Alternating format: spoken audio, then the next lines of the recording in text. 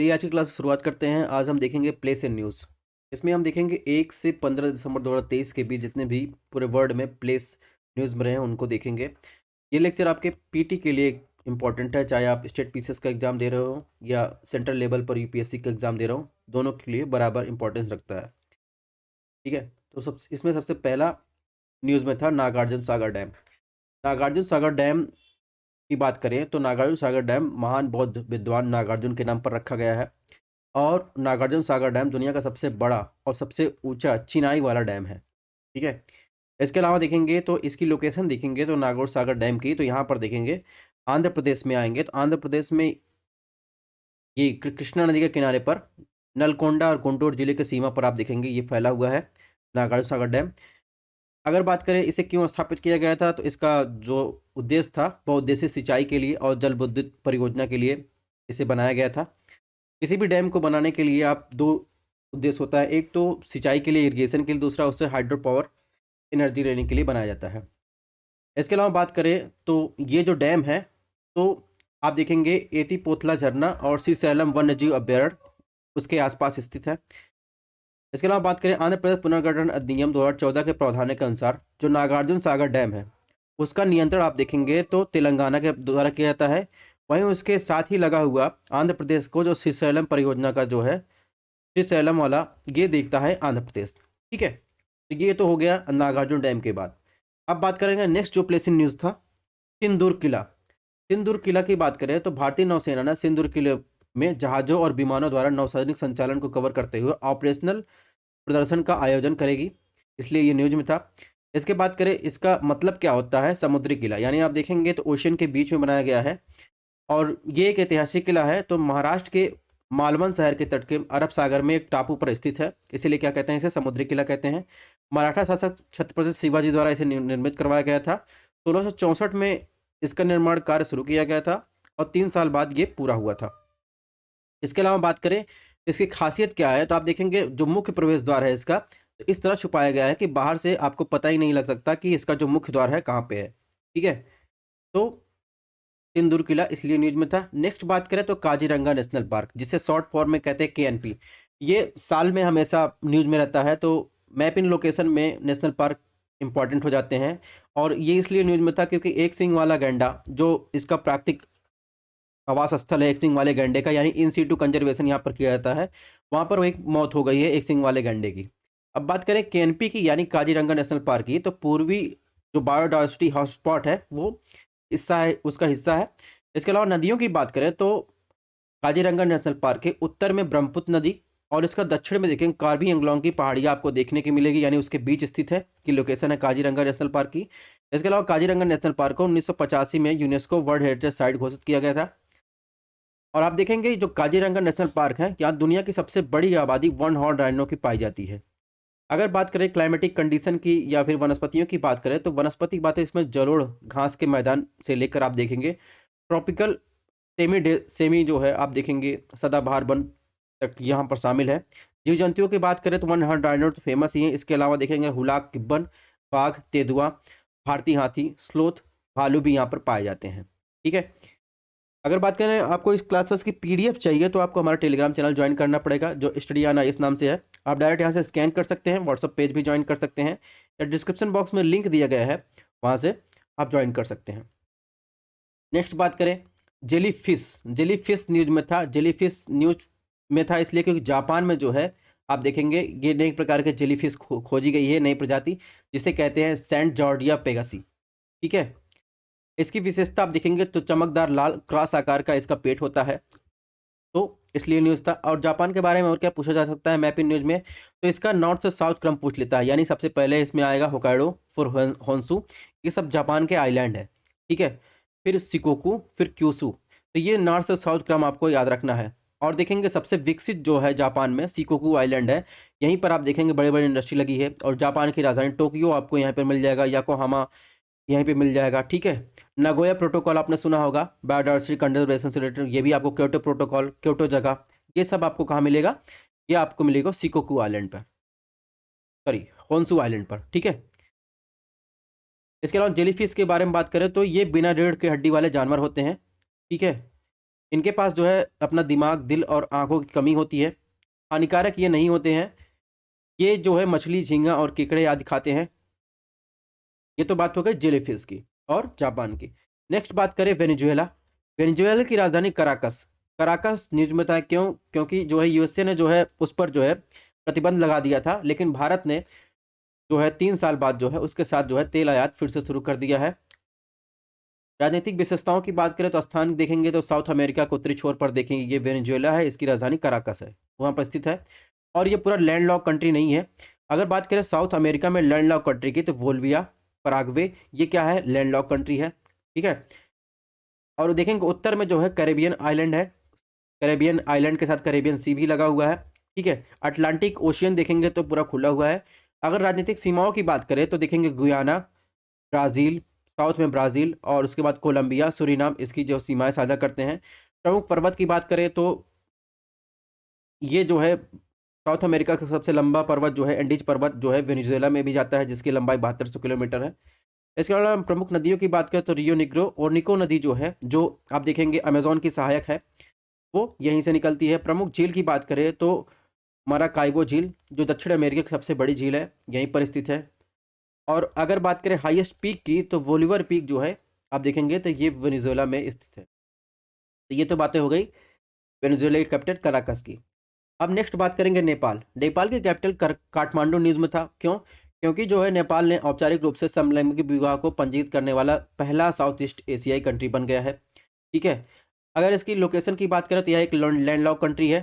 पूर्व में जो है आप देखेंगे तो भारत के पूर्व में, दक्षिण और पश्चिम में स्थित है। और उत्तर में आप देखेंगे तो ये चीन का जो तिब्बत का ऑटोनॉमस रीजन है वहाँ से घिरा हुआ है। ठीक है। और दक्षिणी ढलानों पर देखेंगे तो हिमालय पर्वत की श्रृंखला है। भौगोलिक विशेषताओं की बात करें, देश को 5 प्रमुख भौगोलिक विशेषताओं में विभाजित किया जाता है। तराई, चुरिया पहाड़ी जिसे शिवालिक पहाड़ी कहते हैं, मध्य पहाड़ी या मध्य पर्वत कहते हैं, फिर ऊंचे पर्वत। ठीक है। अगर बात करें हिमालय की तो दक्षिण से उत्तर से लेकर क्रमिक जो है आप देखेंगे पैरेलल जो है पेटियां पाई जाती है हिमालय की। अगर नदियों की बात करें तो इसमें कोसी, नारायणी या जिसे भारत में गंडक कहते हैं, कर्णाली, ये सब जो है आप देखेंगे नेपाल की जो है नदियां हैं। उच्चतम पीक की बात करें तो पूरी दुनिया की सबसे हाईएस्ट पीक माउंट एवरेस्ट जो है आपको नेपाल में देखने को मिलेगी। अभी हमने बात की तराई की। तराई, भाबर, खादर ये सब आपको हिमालयी नदियों की विशेषता देखने को मिलेगी। अब सपोज ये हिमालय पर्वत है, तो यहाँ पर इरोजन से जो बड़े-बड़े पत्थर आपको दिखाई देंगे ऊँचाई पर, उसे क्या कहते हैं? भाबर कहते हैं। भाबर एक ऐसा क्षेत्र होता है जो कृषि के लिए उपयुक्त नहीं होता है। यहाँ पर देखेंगे केवल जो बड़े-बड़े पेड़ होते हैं वही पनपते हैं। इसके बाद जो आता है नंबर तराई का। ठीक है? जैसे तराई आएँगे तो ये एक दलदली और घने जंगल वाला संकीर्ण भाग होता है। ठीक है? यहाँ पर देखेंगे तो जैसे आप हिमालय से नीचे उतरेंगे तो पंजाब, उत्तर प्रदेश, उत्तराखंड में आएँगे तो वहाँ पर कौन-कौन सी फसलें उगाई जाती हैं? इस दलदली भूमि में गन्ना, चावल, गेहूँ की अच्छी फसलें होती हैं। फिर उसके नीचे आएँगे जो क्रम होगा भांगर का। भांगर देखेंगे तो यह ओल्ड सॉइल डिपोजिशन आपको देखने का मिलेगा। ठीक है? और यहाँ पर सॉइल डिपोजिशन से आप देखेंगे तो ऊँची जो है छत जैसी संरचना बन जाती है। फिर इसके बाद खादर। खादर आप देखेंगे तो 2 नदियों के बीच में जो है क्षेत्र होता है, नया जलोढ़ मृदा का निर्माण होता है। ठीक है? क्योंकि यहाँ पर बार-बार जो है किनारों पर जो है बाढ़ आता रहता है, इसलिए यहाँ पर नई सॉइल डिपोजिट होती रहती है। ठीक है? तो एग्ज़ाम में यही क्रम पूछा जाता है कि भाबर, तराई और भांगर, खादर कैसी जो है क्षेत्र है और इसका क्रम क्रोनोलॉजी पूछ लिया जाता है।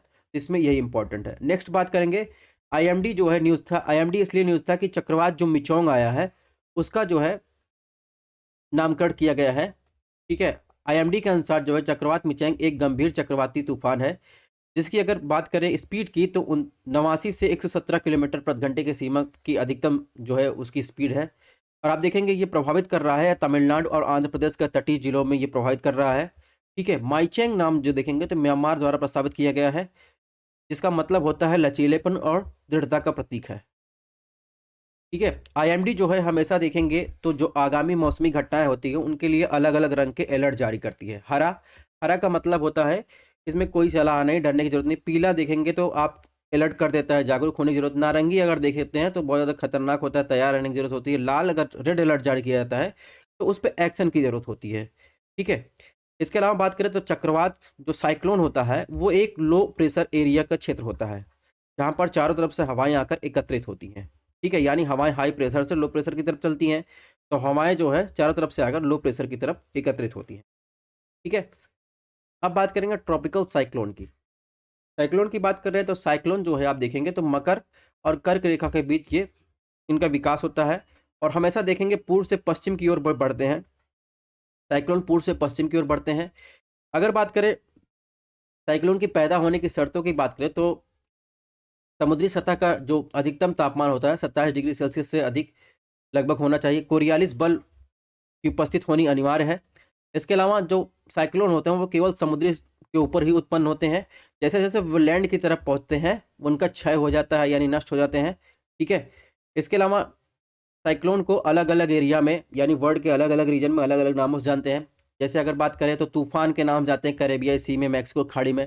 टाइफून के नाम से जाते हैं उत्तरी पश्चिमी प्रशांत महासागर यानी जापान में। ठीक है, अगर बात करें इसकी सर्कुलेशन कैसी होती है तो नॉर्थ हेमिस्फीयर में देखेंगे जो साइक्लोन होता है तो लो प्रेशर में देखेंगे तो एंटी क्लॉकवाइज होता है और जबकि साउथ हेमिस्फीयर में देखेंगे क्लॉकवाइज होता है। ठीक है, अब बात करेंगे extra tropical cyclone. Extra tropical cyclone की बात करें इसके फीचर में देखेंगे तो मध्य अक्षांश चक्रवातों के रूप में जाना जाता है जो उष्णकटिबंधीय क्षेत्रों के बाहर होते हैं। ठीक है, ट्रॉपिकल साइक्लोन कर्क और मकर रेखा के बीच जाना जाता है। इनका जो मूवमेंट होता है वो वेस्ट से ईस्ट की तरफ होता है यानी अपोजिट होता है साइक्लोन की अपेक्षा। ठीक है, और ये भूमि और समुद्र दोनों पर उत्पन्न हो सकते हैं। बस इतने इसमें इतना ही ध्यान रखना है आपको। नेक्स्ट बात करेंगे mount Merapi. Mount Merapi news में था। माउंट मेरापी की लोकेशन आप देखेंगे तो ये सुमात्रा आइलैंड पर, इंडोनेशिया के सुमात्रा आइलैंड पर आपको देखने को मिलेगा। और इंडोनेशिया में बहुत सारे ज्वालामुखी यानी कुल मिलाकर इंडोनेशिया ज्वालामुखी से ही बना हुआ आइलैंड है। ठीक है, तो हमेशा उसमें हर साल जो है विस्फोट होता रहता है। और इसके अलावा माउंट मेरापी का विस्फोट अचानक होता है, इसका अनुमान लगाना कठिन है क्योंकि आप देखेंगे वो जो होता है माउंट मेरापी जो विस्फोट होता है वो गहरे मैग्मा से उत्पन्न जो है नहीं होता है।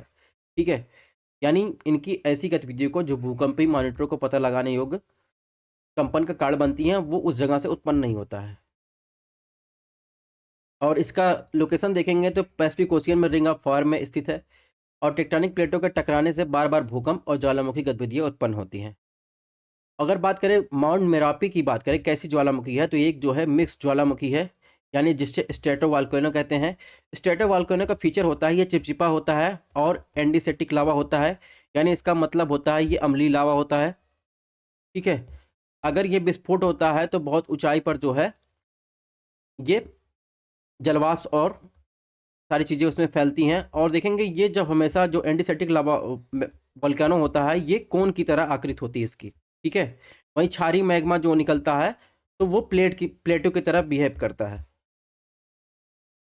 और माउंट मेरापी की लोकेशन देखेंगे तो माउंट मेरापी की लोकेशन यहाँ पर है जावा आइलैंड पर। इसके अलावा देखेंगे बहुत सारे ये पर ज्वालामुखी दिए गए हैं। जब न्यूज़ में रहेगा तो इसको आपको लोकेशन देख लेनी है। ठीक है, नेक्स्ट बात करेंगे hornbill festival. Hornbill festival news में था क्योंकि इसका 24वां संस्करण जो है नागालैंड के नागा हेरिटेज विलेज किसामा में शुरू हुआ है इसलिए न्यूज में था। और इस वर्ष देखेंगे अमेरिका, जर्मनी, कोलंबिया और असमी राज्य जो है इसके भागीदार थे। 2000 से सन 2000 से नागालैंड सरकार द्वारा प्रतिवर्ष दिसंबर के पहले सप्ताह में यह उत्सव आयोजन किया जाता है। इसका उद्देश्य है अंतर जनजातीय संपर्क को प्रोत्साहित करना और नागालैंड की संस्कृति को बढ़ावा देना। इसका नाम हॉर्नबिल एक पक्षी है जो ट्रॉपिकल पक्षी है उसके नाम पर रखा गया है और ये राज्य की अधिकांश जनजातियों की लोक कथाओं को प्रदर्शित करता है। हॉर्नबिल फेस्टिवल को त्योहारों का त्योहार भी कहते हैं। ठीक है, नेक्स्ट बात करेंगे केन्या के राष्ट्रपति ने द्विपक्षीय संबंधों को बढ़ावा देने के लिए भारत की राजकीय यात्रा की। कहने का मतलब केन्या न्यूज में था। केन्या की राजधानी नैरोबी है और नैरोबी में आप देखेंगे यूनेप का मुख्यालय है। यूएनडीबी का मुख्यालय आपसे पूछा जाए तो आपको बताना है कहाँ पे है, न्यूयॉर्क में है।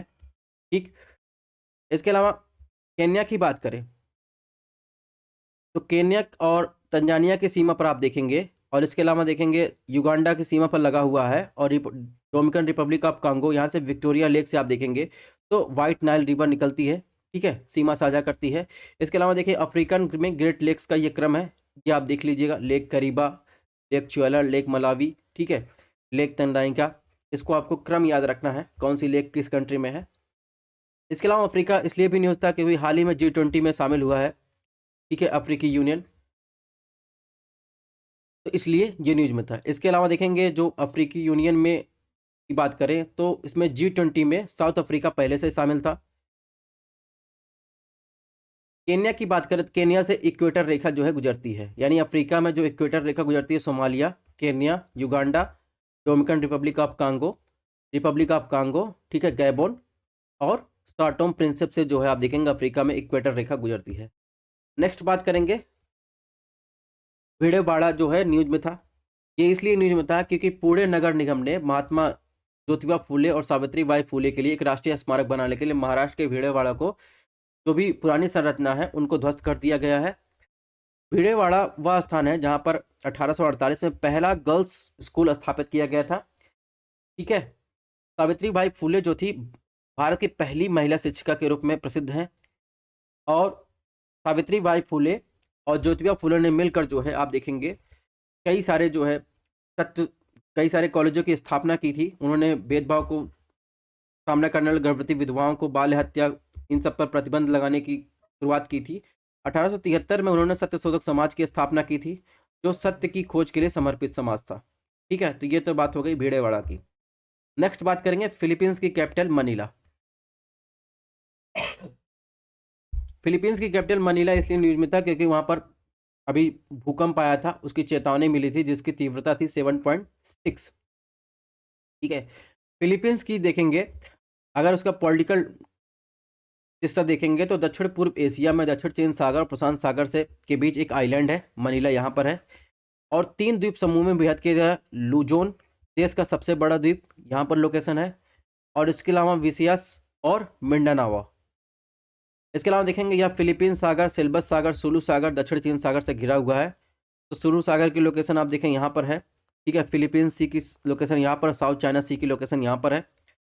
भौगोलिक विशेषताओं की बात करें तो जो आइलैंड है ये मुख्यतः ज्वालामुखी चट्टान और मोगे से बने हुए हैं। यहाँ पर माउंट ओप जो एक एक्टिव ज्वालामुखी है ये आपको मनीला पर मिल जाएगा। सबसे बड़ी झील आपको बतानी हो तो लुगना डे बे ये मनीला पर आपको मिलेगा।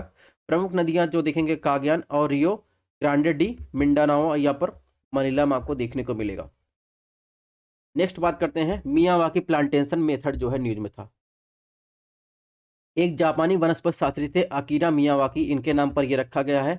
मियावाकी टेक्निक से एक क्वेश्चन आया था तो इसलिए इसको देखेंगे कि मियावाकी टेक्निक होता क्या है। आप देखेंगे जो भी छोटे छोटे भूमिखंडों पर ऊंचे पेड़ों यानी छतरी परत बनाने के लिए 1 वर्ग मीटर के भीतर देसी पेड़ों और झाड़ियों का ग्राउंड वाटर पौधे को लगाना शामिल है। ठीक है, आप देखेंगे इसमें ऐसे पौधे लगाए जाते हैं जो कठोर मौसम और पानी की कमी के साथ ही जीवित रह सकते हैं। ठीक है, इसका लाभ क्या होगा? इसका लाभ देखेंगे जैसे तेजी से बढ़ती हुई शहरीकरण में देखेंगे शहरी वानिकी में उपयोगिता होगी, कार्बन पृथक्करण में ये सहायक होगी, वायु और ध्वनि प्रदूषण को कम करने में सहायक होगी, स्थानीय पक्षियों और कीड़ों को आकर्षित करना, ये सब जो है काम करती है मियावाकी टेक्निक। ठीक है, और देखेंगे कि इसलिए भी न्यूज़ था कि south eastern coalfields limited Chhattisgarh के कोयला बेल्ट क्षेत्र में मियावाकी पद्धति का उपयोग करके वृक्षारोपण करेगी। ठीक है, तो छत्तीसगढ़ की वजह से प्लेस इन न्यूज में था ये। नेक्स्ट बात करेंगे जियोग्राफिकल इंडिकेशन। तो इसमें कुछ राज्य न्यूज में थे जैसे मेघालय के 4 उत्पादों को जीआई टैग दिया गया, लांगडोंग हल्दी को, गारो दकमंद को, लरनाई मिट्टी के बर्तन को और गारो चुबीची को। ठीक है, गारो चुबीची जो है एक पारंपरिक चावल आधारित जो है मादक पेय पदार्थ है।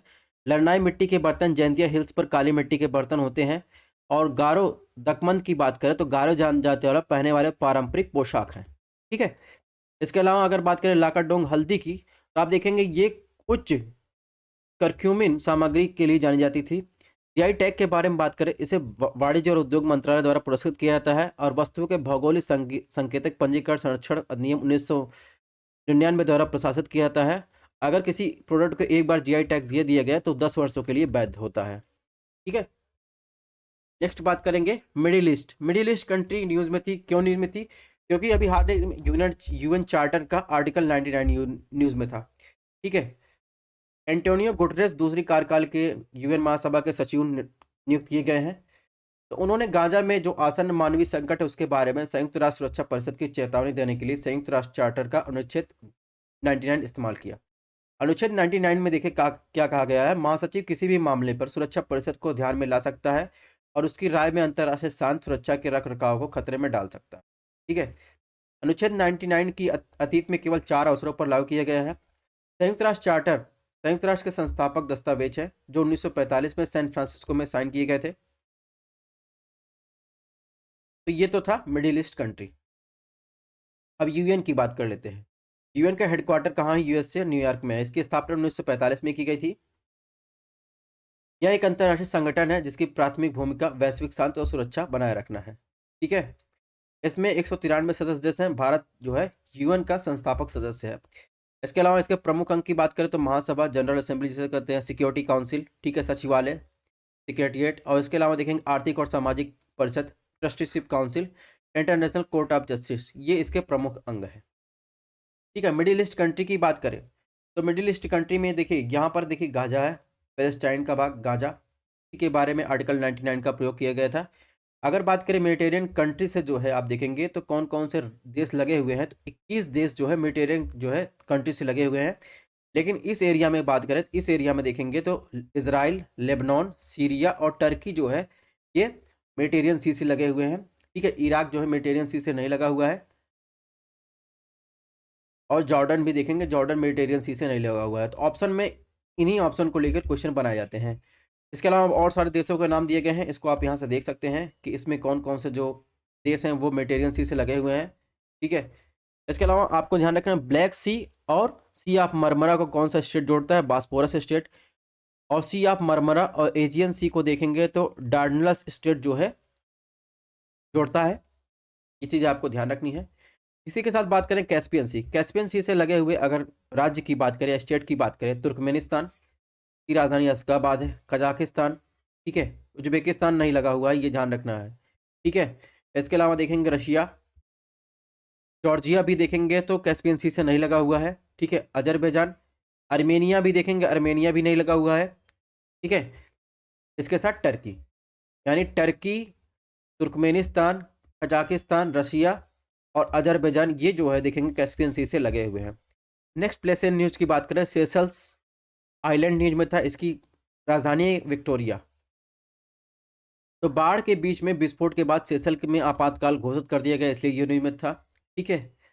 और आप देखेंगे पश्चिमी हिंद महासागर में जो द्वीप गणराज्य है जिसमें लगभग 115 द्वीप शामिल है, उसमें सेशल जो है प्रमुख द्वीप है। ये केन्या के आप देखेंगे, केन्या के जो है पूर्व में और मेडागास्कर के उत्तर पूर्व में स्थित है।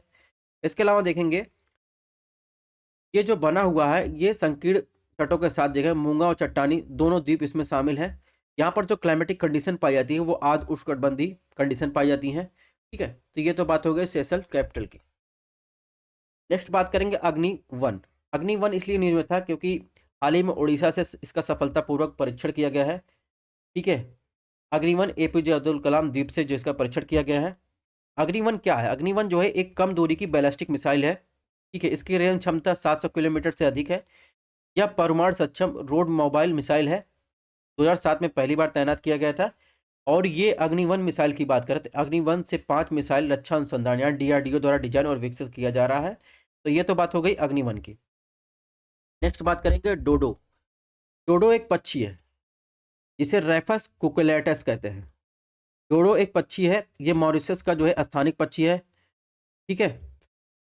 अनुवांशिकविद और संरक्षणवादी ने 17वीं सदी के अंत तक विलुप्त हो चुके डोडो के फिर से अस्तित्व में लाने के लिए एकजुट हुए थे। और ये मॉरिशस का स्थानिक पक्षी इसको बता चुके हैं।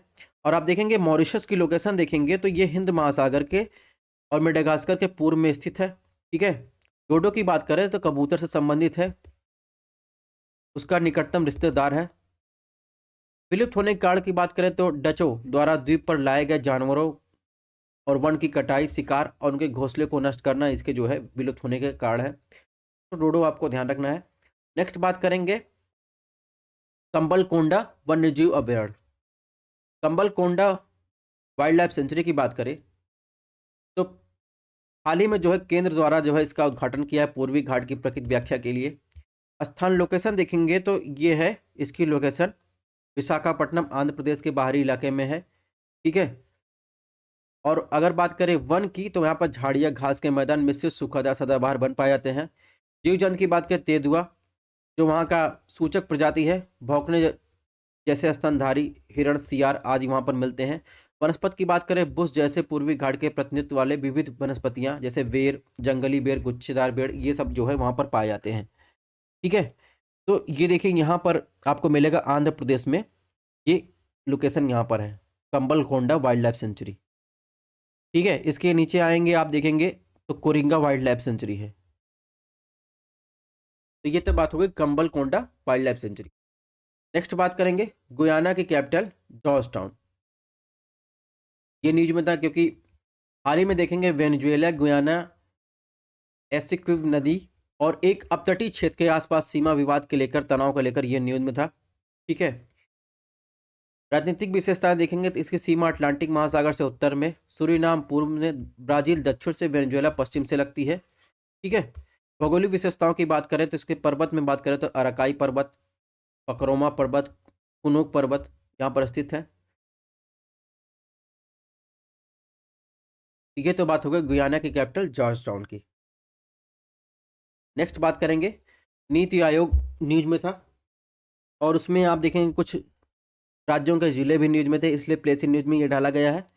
तो नीति आयोग ने आकांक्षी ब्लॉक कार्यक्रम के लिए उद्घाटन ने डेल्टा रैंकिंग का अनावरण किया है, जिसमें तेलंगाना में देखेंगे कुमराम भीम आसिफाबाद जिले के तिरयानी ब्लॉक, उत्तर प्रदेश के कौशाम्बी जिले के कौशाम्बी ब्लॉक को पहली डेल्टा रैंकिंग, पहली और दूसरी रैंकिंग प्राप्त हुई। यानी पहली रैंकिंग आप देखेंगे तेलंगाना के कुमराम भीम आसिफाबाद जिले को मिली है, दूसरी रैंकिंग देखेंगे कौशाम्बी ब्लॉक को मिला है। ठीक है, डेल्टा रैंकिंग जो होती है 5 विषयों में वर्गीकृत प्रमुख प्रदर्शन को संकेत करता है और नीति आयोग द्वारा जनवरी 2023 से इसे लॉन्च किया गया है। यह जो है आकांक्षी जिला कार्यक्रम की सफलता पर बनाया गया था। आकांक्षी जिला कार्यक्रम जिसे एस्पिरेंट डिस्ट्रिक्ट प्रोग्राम कहते हैं, वो 2018 में जो है लॉन्च किया गया था। ठीक है, इसका उद्देश्य है डेल्टा रैंकिंग का सबसे कठिन और अपेक्षाकृत अविकसित ब्लॉकों को नागरिक के जीवन की गुणवत्ता बढ़ाने के लिए ये रैंकिंग लाई जाती है। ठीक है, नेक्स्ट प्लेस इन न्यूज की बात करेंगे। भारत में अंटार्कटिका का अस्थायी निवास के बने हुए 40 साल पूरे हो गए हैं। यानी 1983 में अंटार्कटिका का पहला भारतीय अस्थायी अनुसंधान रिसर्च स्टेशन स्थापित किया गया था, जिसका नाम था दक्षिणी गंगोत्री। ठीक है, 1990 में इसे जो है बंद कर दिया गया। वर्तमान में जो है ये संचालित नहीं है। यानी भारत द्वारा अंटार्कटिका में 3 अनुसंधान रिसर्च स्टेशन स्थापित किए गए थे, जिसमें अभी वर्तमान में दक्षिणी गंगोत्री जो है संचालित नहीं है। 1988 में देखेंगे मैत्री और भारतीय 2012 में, ये क्या है अभी वर्तमान में चालू है। ठीक है, भारतीय अंटार्कटिका अभियान 1981 शुरू हुआ था। तो ये चीज़ें आपको ध्यान रखनी है।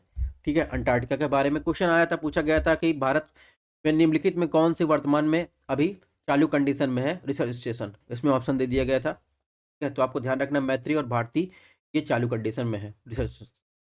अब अंटार्कटिका की बात कर रहे हैं तो अभी फैक्चुअल इन्फॉर्मेशन देखते हैं आर्कटिक काउंसिल की या आर्कटिक ट्रीटी की। तो यह संधि 12 सदस्यों के समर्थन के बाद 1961 में लागू की गई थी। ये 12 देश हैं, Argentina, Australia, Belgium, Chile, France, Japan, New Zealand, Norway, दक्षिण अफ्रीका, यूएसएसआर, यूके, यूएसए। इसका उद्देश्य था कि आर्कटिक को विसैनिकृत करना। ठीक है, भारत जो है इसका सदस्य है। वर्तमान में इसके 54 सदस्य हैं। ठीक है,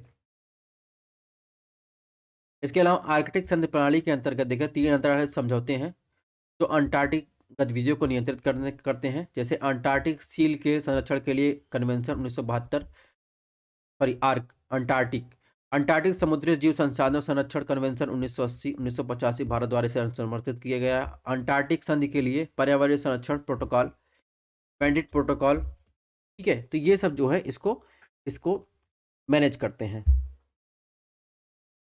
और इसके अलावा अगर बात करें अंटार्कटिक बात करें तो यहाँ पर पृथ्वी के कुल हिमखंड का 90% ताजे जल का 70% हिस्सा पाया जाता है। ठीक है, तो ये तो बात हो गई अंटार्कटिक काउंसिल की।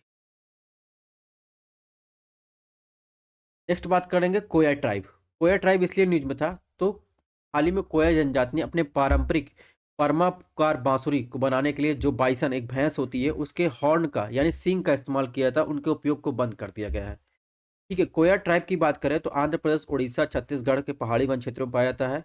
इनकी भाषा जो होती है मातृभाषा गोंडी या द्रविड़ भाषा में शामिल किया, उड़िया तेलुगु भाषा भी बोलते हैं। और परंपरागत रूप से ये चरवाहे स्थानांतरित कृषि करते हैं।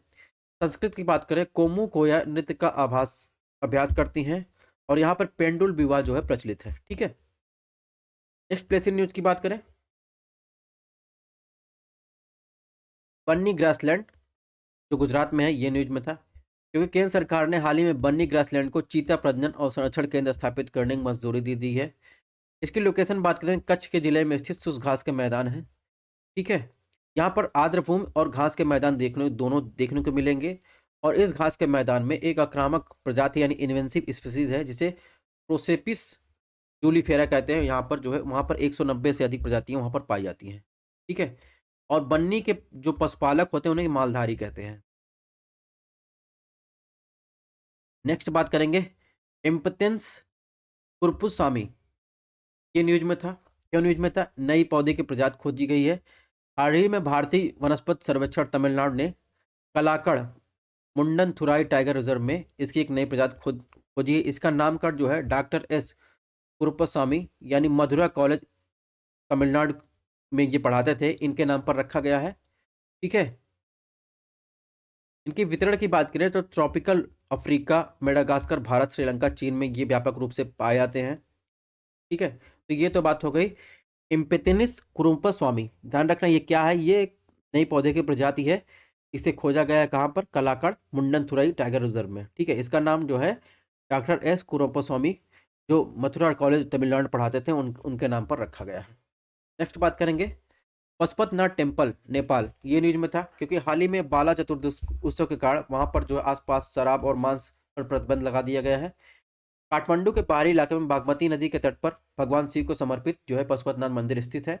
ठीक है, पशुपतनाथ मंदिर यूनेस्को द्वारा जो है काठमांडू घाटी विश्व धरोहर स्थल में उसका हिस्सा है। इसके अलावा गुहेश्वरी नेपाल के प्रसिद्ध शक्तिपीठों में से एक है। ठीक है, तो ये तो बात हो गई नेपाल का Pashupatinath temple.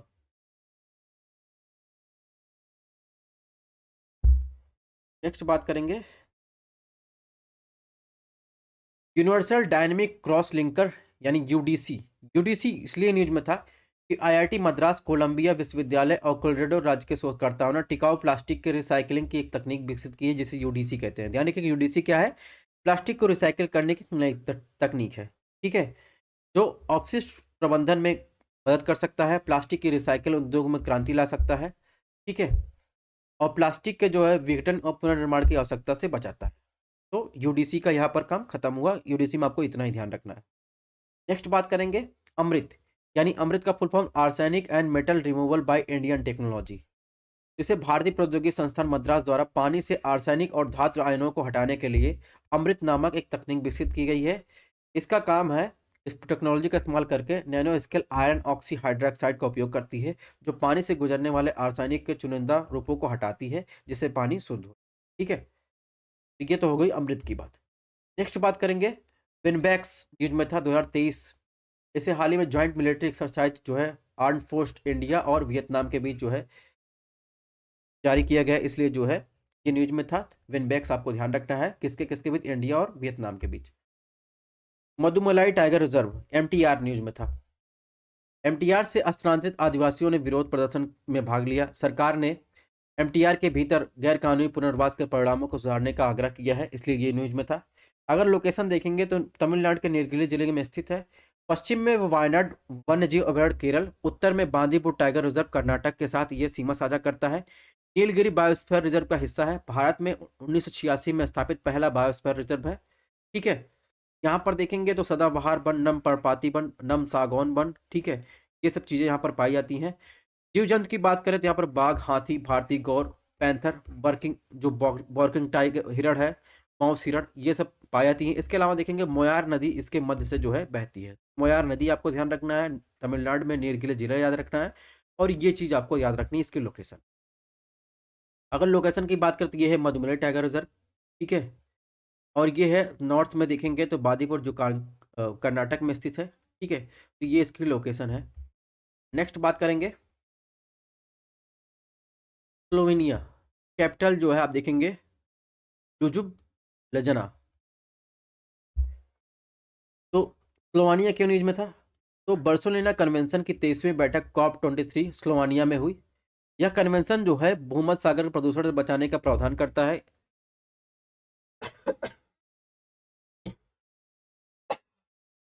Sorry, Slovenia convention में बात करें, स्लोवानिया इसलिए न्यूज़ में था कि बार्सिलोना कन्वेंशन के लिए न्यूज़ में था। बार्सिलोना कन्वेंशन क्या है? ये भूमध्य सागर के प्रदूषण बचाने का प्रावधान करना है, ठीक है? तो ये स्लोवानिया की लोकेशन है। आप देखेंगे यहाँ पर एड्रियाटिक सागर है, ठीक है? इसकी सीमा एड्रियाटिक सागर से लगती है। भौगोलिक क्षेत्र की बात करें तो यूरोपीय आल्प्स, कास्टिक दिनारिक आल्प्स, पेनुरियन और डेन्यूबियन तराई पहाड़ी भूमध्य सागरीय तट ये इसके सीमा साझा करते हैं। उच्चतम बिंदु की बात करें तो माउंट ट्राइंगल, प्रमुख नदियां सलवा, द्रवा और मूरा यहाँ की प्रमुख नदियां हैं। पे क्या चीज़ आपको ज़्यादा ध्यान रखना है? सबसे पहले आपको ध्यान रखना, बार्सिलोना कन्वेंशन की 23वीं बैठक कहाँ हुई? स्लोवानिया में हुई। स्लोवानिया की राजधानी जो है लबुन है, ठीक है? और ये बार्सिलोना कन्वेंशन जो है ये किससे संबंधित है? भूमध्य सागर के प्रदूषण को बचाने का प्रावधान करता है। बस इतना ही ध्यान रखना है, ज़्यादा आपको उसमें घुसना नहीं है। अभी हाल ही में गोल्डन ट्रायंगल ओपियम इकोनॉमिक में 2023 में लगातार वृद्धि देखी जा रही है। ड्रग्स और अपराध पर संयुक्त राष्ट्र कार्यालय यूएन ओडीसी द्वारा जो है आप देखेंगे यूएनओडीसी द्वारा जो है रिपोर्ट जारी की गई थी, इसलिए ये न्यूज़ में था। इस रिपोर्ट में बताया गया है कि दक्षिण पूर्व एशिया ओपियम सर्वेक्षण 2023 में खेती उत्पादन प्रभाव के बारे में साउथ ईस्ट एशिया की अफीम पोस्ट खेती का आकलन करती है। अब इसमें क्या ध्यान रखना, गोल्डन ट्रायंगल जो होता है म्यांमार, थाईलैंड, लाओस को कवर करता है। ये है गोल्डन ट्रायंगल, ठीक है? यहाँ पर अवैध अफीम का उत्पादन क्षेत्र है। गोल्डन क्रिसेंट में देखेंगे तो ईरान, अफगानिस्तान, पाकिस्तान जो अवैध अफीम का उत्पादन करता है ये शामिल है। तो ये कीवर्ड आपको ध्यान रखना है, गोल्डन ट्रायंगल, गोल्डन क्रिसेंट। बाकी रिपोर्ट ध्यान रखिए, ये ना ध्यान रखिए, लेकिन ये चीज़ आपको ध्यान रखनी। अब बात करेंगे यूएनओडीसी की बात, United nation office on drugs and crime की बात करें तो ये यूएन की एजेंसी है जिसे 1977 में स्टेब्लिश किया गया था। इसका हेडक्वार्टर वियना में है, ठीक है? इसका काम है ड्रग्स, ट्रांजेक्शनल ऑर्गेनाइज क्राइम, ठीक है, करप्शन, टेररिज्म को जो है जो ग्लोबल स्केल पर है उसका जो है निगरानी करना। तो ये तो बात हो गई यूएनओडीसी की। नेक्स्ट बात करेंगे, आईयूसीएन न्यूज़ में था हाल ही में जो है उसने रेड लिस्ट जो है थ्रेटेंड की न्यू स्पीसीज की रेड लिस्ट जारी की है, ठीक है? तो उसमें शामिल किया गया साइगा, एक मृग है जो पिछले हिमयुग के बाद पृथ्वी पर घूम रहा था लेकिन गंभीर रूप से लुप्तप्राय और निकट जो है नियर थ्रेटेंड में सूची में शामिल किया गया है। मीठे पानी की 25% मछलियां विलुप्त होने के कगार पर है, जिसमें इसका कारण है जिसमें 17% जो है क्लाइमेट चेंज के कारण। और इसके अलावा यह पहला जो है वैश्विक मीठे पानी की मछली का मूल्यांकन इस बार जारी किया गया है। इसके अलावा केरल में 4 मीठे पानी की भूमिगत मछलियां की प्रजातियां इसमें शामिल की गई हैं। जैसे बात करें तो साजी कैटफिश, अब्दुल कलाम ब्लाइंड वेक कैटफिश और इसके अलावा पोंगिया भुजिया, ये जो है इसमें जो है ये 4 जो है मछलियाँ शामिल की गई हैं, ठीक है? संवेदनशील श्रेणी में बात करें, गोलम स्नेक हेड को शामिल किया गया है। तो ये तो बात हो गई आईयूसीएन की। आईयूसीएन का मुख्यालय की बात करें न्यूयॉर्क में स्थित है।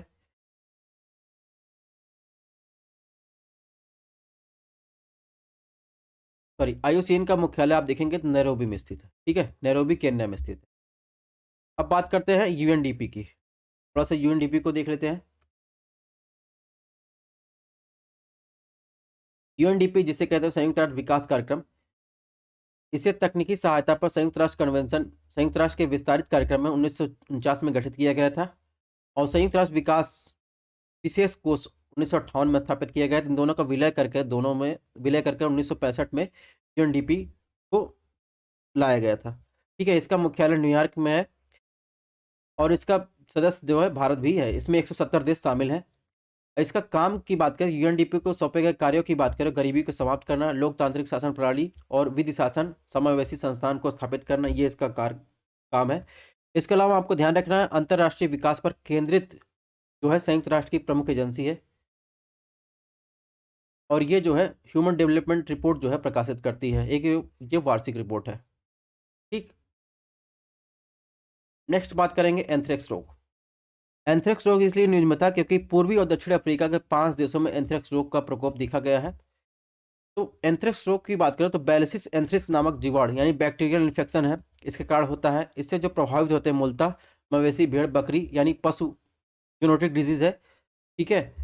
और इसके साथ साथ कभी कभी जो है आप देखेंगे तो मनुष्य भी इससे प्रभावित हो जाता है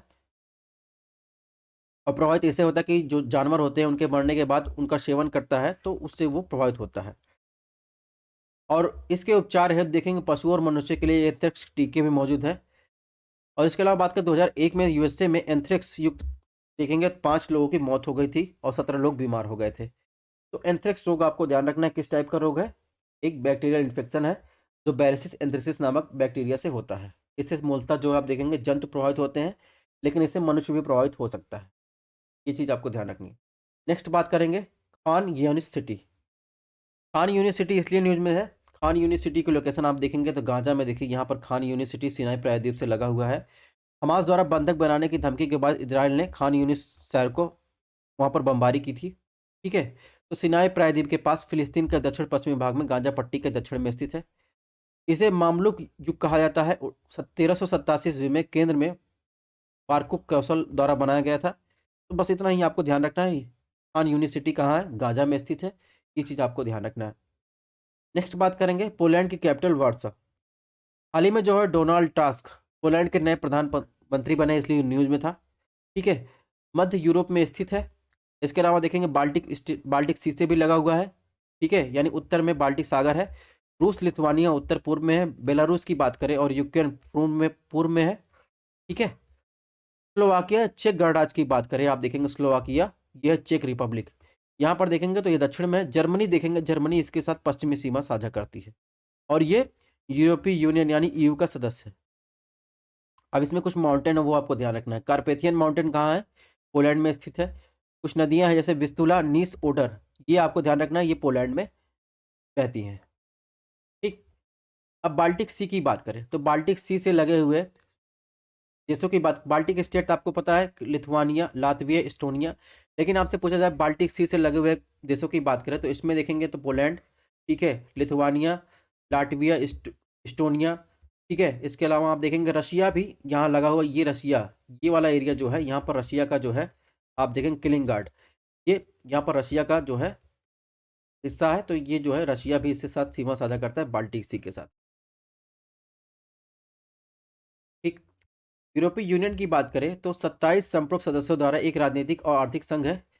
इसे जो maastricht संधि 1993 में स्थापना किया गया था। इनका उद्देश्य है शांति को बढ़ावा देना, यूरोपीय संघ के मूल्यों का अनुपालन करना, राष्ट्रों में जीवन यापन स्तर को सुधार करना, ये इनका जो है मोटो है। इसके अलावा देखेंगे इसकी जो मुख्यालय है ब्रुसेल्स बेल्जियम में 1993 में स्थापित किया गया था। ठीक है, तो इसमें जो है अभी 27 जो है देश शामिल है। ये तो बात हो गई ईयू की। अब बात कर लेते हैं कि स्कैंडिनेवियाई कंट्री की बात करें। स्कैंडिनेवियाई कंट्री आपसे पूछा जाए कौन कौन से देश शामिल है तो आपको बताना डेनमार्क, नॉर्वे, स्वीडन। वहीं अगर नॉर्डिक पूछा जाए तो नॉर्डिक में आप देखेंगे तो 2 देश और जोड़ लीजिए, फिनलैंड और आइसलैंड। ठीक है, तो ये हो जाएगा नॉर्डिक कंट्री हो जाएगा।